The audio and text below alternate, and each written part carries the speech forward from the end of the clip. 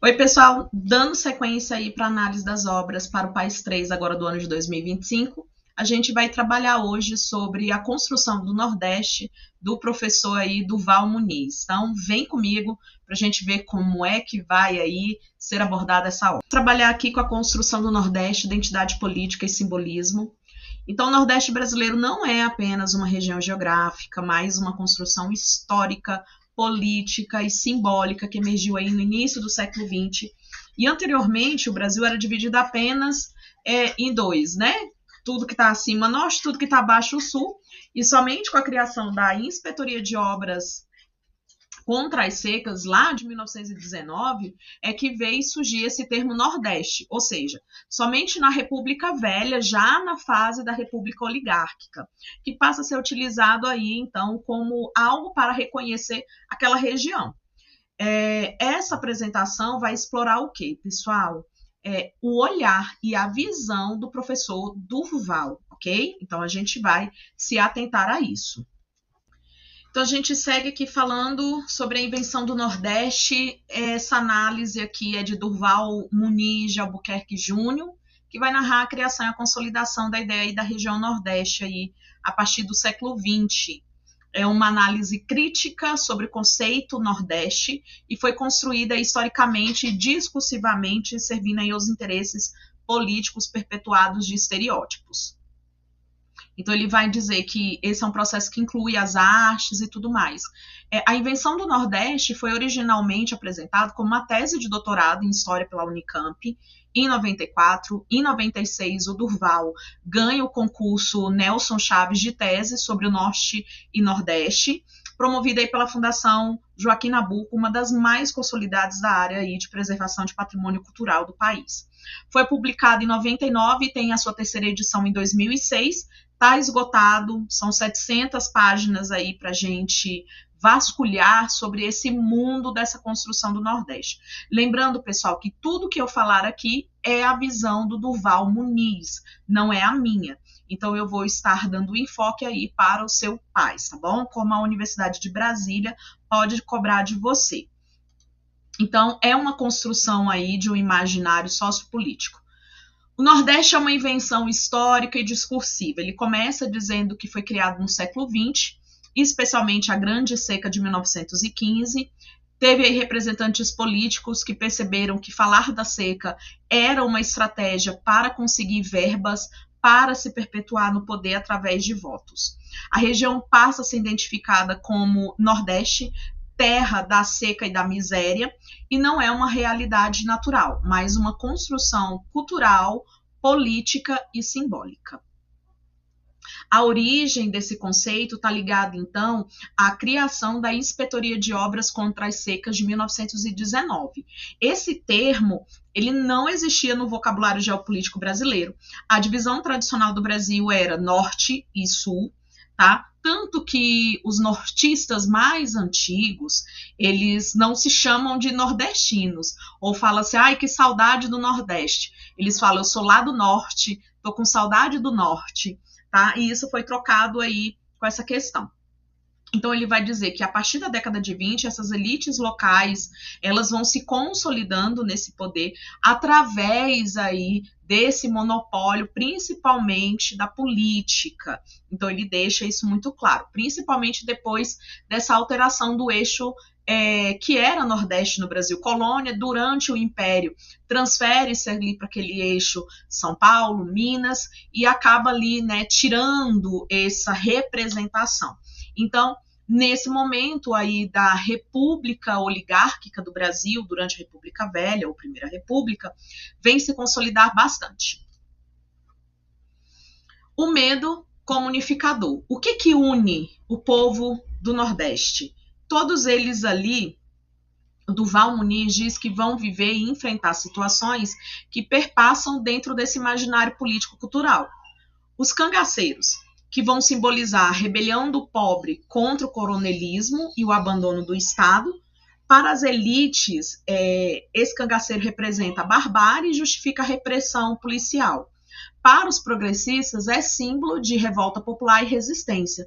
O cangaço, então, serviu para unificar essas forças representativas estaduais e consolidar o conceito de uma região violenta. Então, fala-se em Nordeste, isso se perpetua até hoje, de acordo com o Durval Muniz, que uma das primeiras coisas que vem é a violência.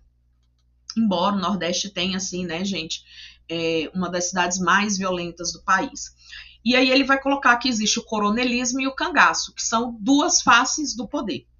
Os coronéis é uma elite multifacetada. O Brasil, a separação entre elites urbanas e rurais sempre foi ilusória. Por quê? Os antigos coronéis do campo, eles transformaram-se em empresário, em industrial, em donos do comércio, de bancos, de shoppings, dos meios de comunicação, das instituições locais, tá? E no cangaço, a gente tem a resposta armada. Quando uma oligarquia era desalojada do poder, o que eles faziam? Eles iam lá e contratavam o cangaço para poder dar fim na família que ascendeu ao poder. Por exemplo, no caso dos Pereiras, que perderam espaço, né, para os Carvalhos, e a resposta era o quê? O cangaço. Era você ter essa luta armada. A sua aspiração, então, era tornar-se o coronel Lampião. O Lampião entra dentro desse cenário, ele manda uma carta ao governador de Pernambuco propondo uma divisão entre o sertão e o litoral. E aí ele deixa isso bem claro na dinâmica que ele queria ascender a um poder dentro desse sistema político formal, tá? E ele não via por outras alternativas a não ser aí por meio dessas ameaças. O coronelismo é marca do poder regional. Então, você tem o Nordeste dos coronéis, que foi aí inventado por essa própria elite, para se perpetuar e se manter no poder, tá? Eles que falam em nome da região. Então, os filhos desses coronéis, eles vão virar políticos, é um deputado estadual, é um deputado federal, é um governador de estado, né? Então, a reação conservadora é o quê? O conceito do Nordeste é conservador. Uma reação à modernidade que ameaçava o poder local. Estamos falando aqui em manter a estrutura, tá bom? Não se o partido é A ou B. Há uma falsa representação, mesmo sendo pioneiro em urbanização e indústria, o Nordeste foi representado como atrasado, como exclusivamente rural.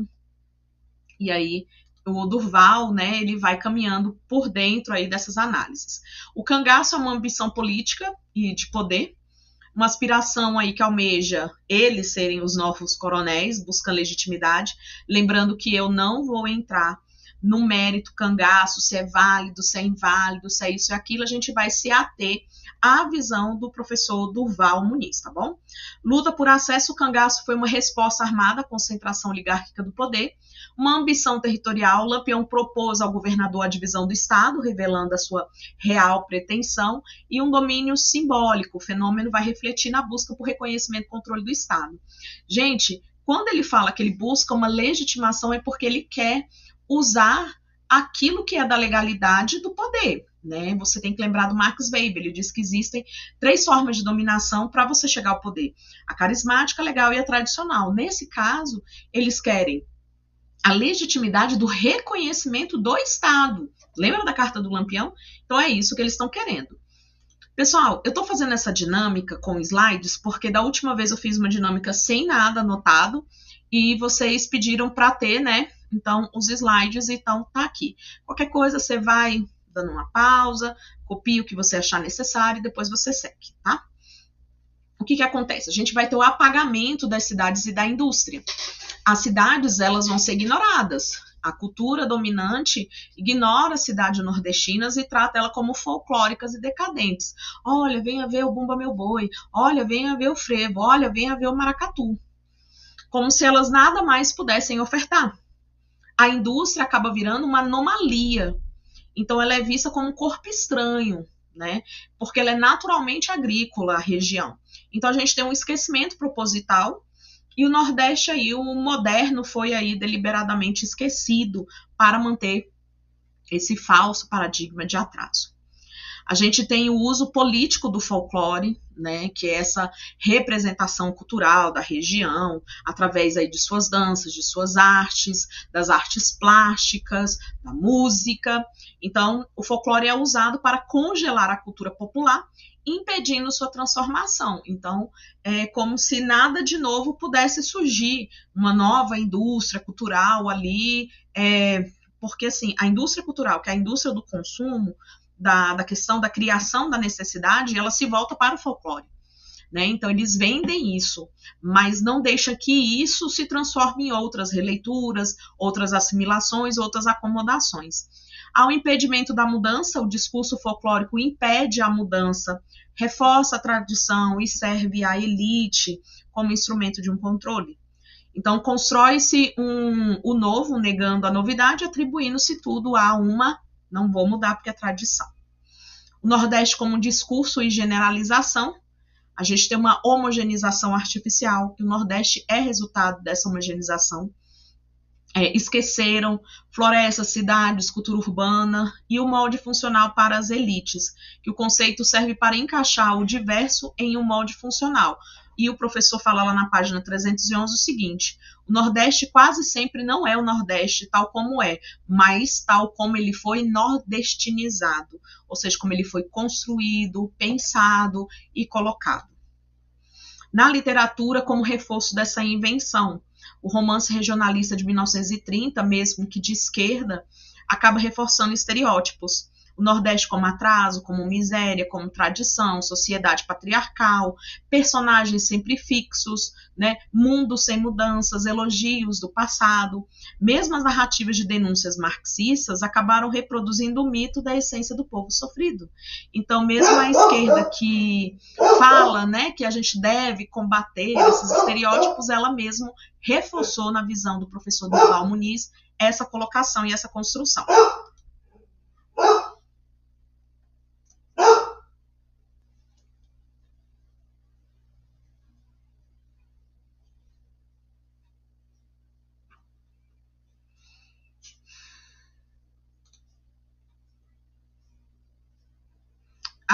Na visão do professor Durval Muniz, a esquerda e a direita reproduzem o mesmo discurso.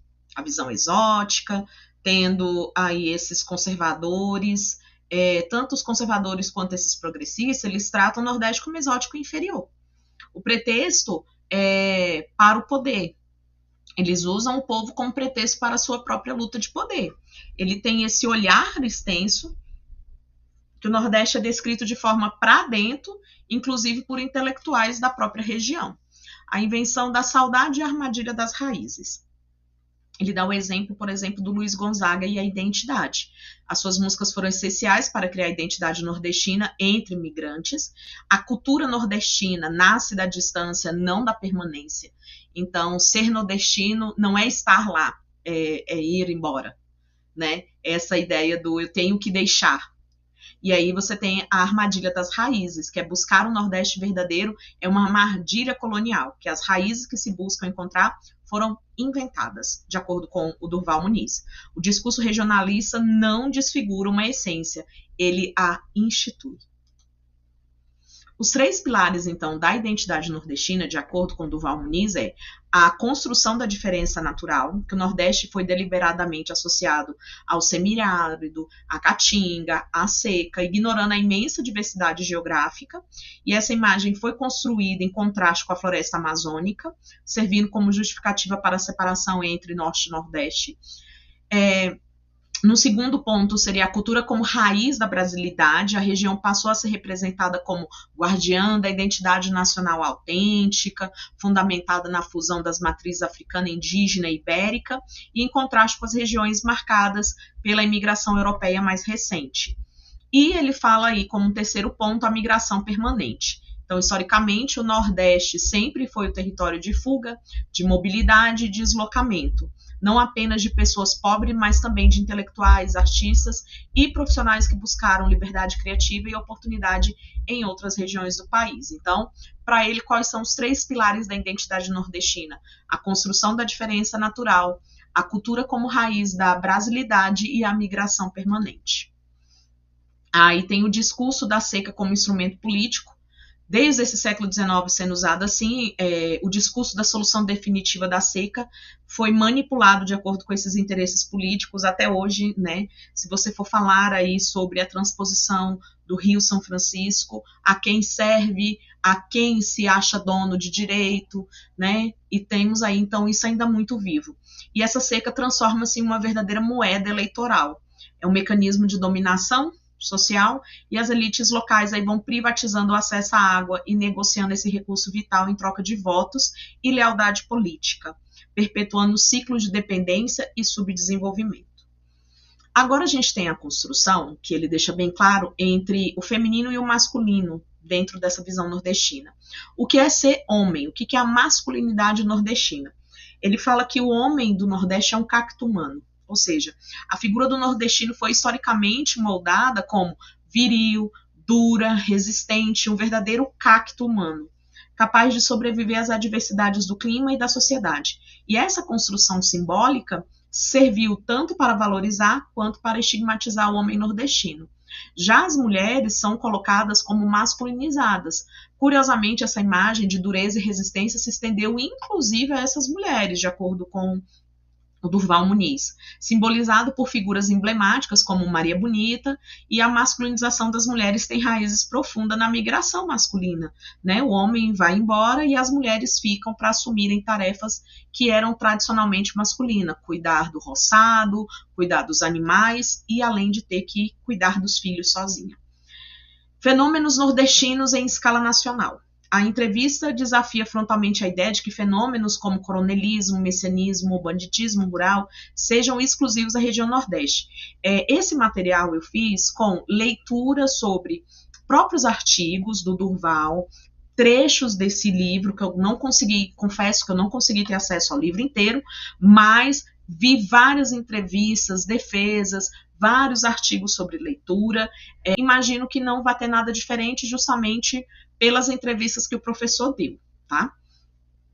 Exemplos notáveis aí incluem o movimento do contestado no sul do país e os mucks do Rio Grande do Sul, que representam características semelhantes a movimentos messiânicos, como Canudos e Caldeirão, só que só no Nordeste isso é reforçado e recolocado.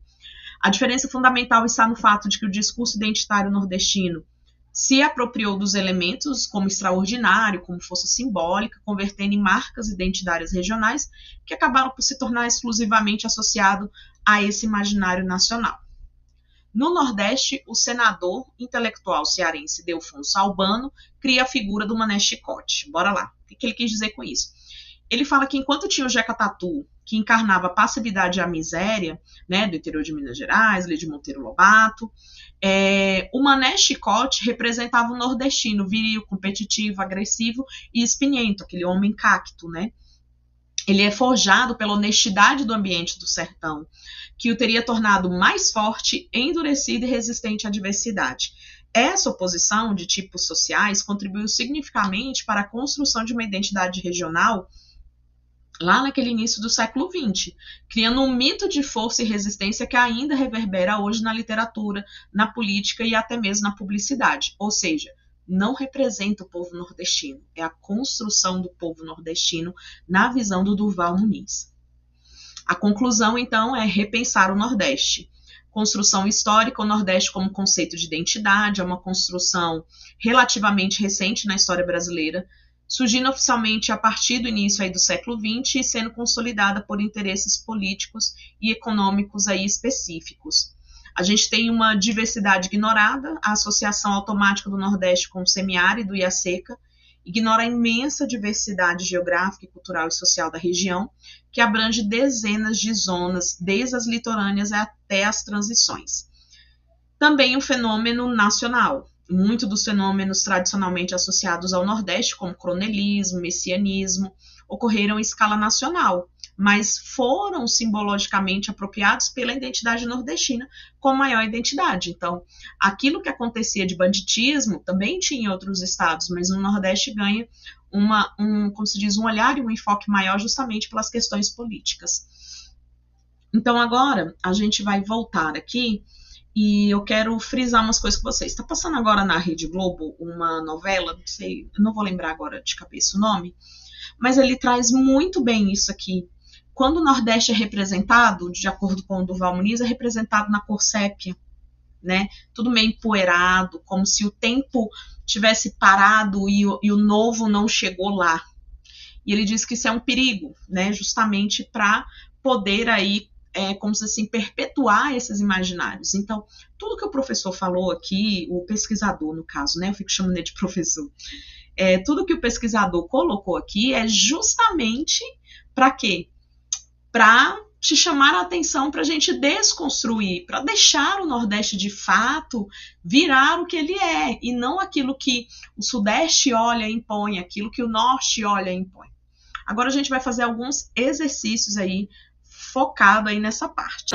No início do século XX, o termo Nordeste começou a ser utilizado para diferenciar a região do Norte, especialmente após a criação da Inspetoria de Obras contra as Secas de 1919. Essa identidade foi reforçada por discursos que associavam o Nordeste ao semiárido, à caatinga e à seca, ignorando sua diversidade geográfica. Ao mesmo tempo, a cultura nordestina passou a ser vista como a raiz da brasilidade, destacando-se pela fusão de matrizes africanos, indígenas e ibéricos. Qual das alternativas abaixo melhor explica o motivo pela qual o Nordeste foi associado ao semiárido e à seca no discurso político e cultural do século XX? Eu vou ler em voz baixa todas as questões, aí dá tempo de você também fazer, e aí a gente responde juntos.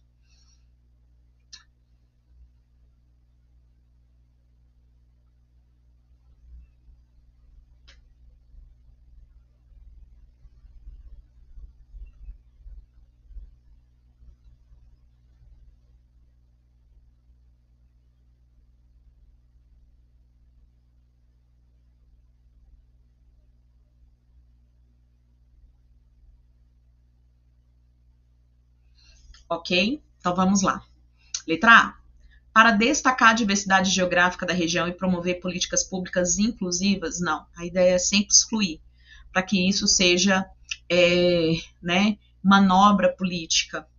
B. Para justificar a separação entre Norte e Nordeste e consolidar uma identidade regional homogênea, não. Uma identidade nacional heterogênea. O Norte é o Norte, porque lá tem floresta, e aqui é o Nordeste, porque tem seca, fome e miséria. Letra C. Para valorizar a cultura nordestina como símbolo da brasilidade e da resistência nacional. E aí, pessoal, o que vocês acham? É uma forma de valorizar a cultura nordestina e colocar aí esse símbolo de brasilidade, que é a resistência do país a tudo isso. Letra D. Para reforçar a ideia de que o Nordeste era economicamente mais desenvolvido que outras regiões. Não, é justamente para reforçar o Nordeste como região mais pobre. Vamos lá. No Brasil, a separação entre elites urbanas e rurais é ilusória. Os antigos coronéis do campo transformaram-se em empresários urbanos, dominando terras, bancos, comércio e instituições locais. Quando uma oligarquia era desalojada do poder, como no caso dos Pereira, que perderam espaço para o Carvalho, a resposta foi o cangaço. Líderes como Lampião, filhos de pequenos proprietários de terra, recorreram à luta armada como forma de disputar o poder político e econômico. Com base no texto, qual das alternativas abaixo melhor caracterizava a relação entre o coronelismo e o cangaço no Nordeste? Letra A. O cangaço era uma forma de resistência armada contra as elites urbanas que dominavam o comércio e a indústria? Não. Ele é uma forma de resistência no sertão, tá? B. O cangaço representava a luta de trabalhadores rurais pobres contra a exploração das oligarquias locais? Vamos continuar lendo. O cangaço era uma resposta de grupos excluídos do poder político local, buscando recuperar a influência e acesso ao Estado. Pronto, perfeito. Está aqui a letra C, nós já encontramos. E letra D, o cangaço foi um movimento exclusivamente criminoso, sem relação com disputas políticas ou econômicas. É uma relação política e também uma relação econômica. Eu esqueci que eu tinha que ter dado a pausa, mas você dê pause, tá bom? No início do século XX, o senador cearense Delfonso Albano criou a figura do Mané Chicote para se contrapor ao Jeca Tatu de Monteiro Lobato. Enquanto o Jeca representava o caipira do Sudeste passivo e doente, o Mané Chicote simbolizava o nordestino viril e forte, endurecido pelo sertão. Essa imagem passou a integrar a construção da identidade do Nordeste como espaço de resistência e resiliência. Pergunta. Qual das alternativas abaixo melhor explica o papel simbólico do Mané Chicote na construção da identidade nordestina? Lembre-se, o cacto humano, o homem cacto, Foi criado para criticar a figura do Jeca Tatu e destacar a superioridade cultural do Nordeste. Representava a diversidade cultural do Nordeste, baseada em suas raízes africanas, indígenas e ibéricas. Simbolizava a força e a resistência do nordestino, reforçando a identidade regional em oposição ao Sudeste. Foi uma figura criada para promover políticas públicas voltadas ao desenvolvimento do semiárido, não mesmo. Então, ele simbolizava a força e a resistência do nordestino, reforçando a identidade regional em oposição ao Sudeste. Ok? E aí, ficamos por aqui hoje e eu vou trazer aí ao longo das semanas mais títulos aí para a gente avaliar. Mas se você quiser algum conteúdo específico, deixa aqui nos comentários que, né, se eu conseguir, eu passo à frente e já faço a filmagem. Não esqueça, se você gostou desse conteúdo, compartilha com aquele seu colega que está estudando, compartilha aí nos seus grupos, deixa aqui o seu joinha, se inscreva, assine o sininho para você receber as notificações, ajuda esse canal a crescer.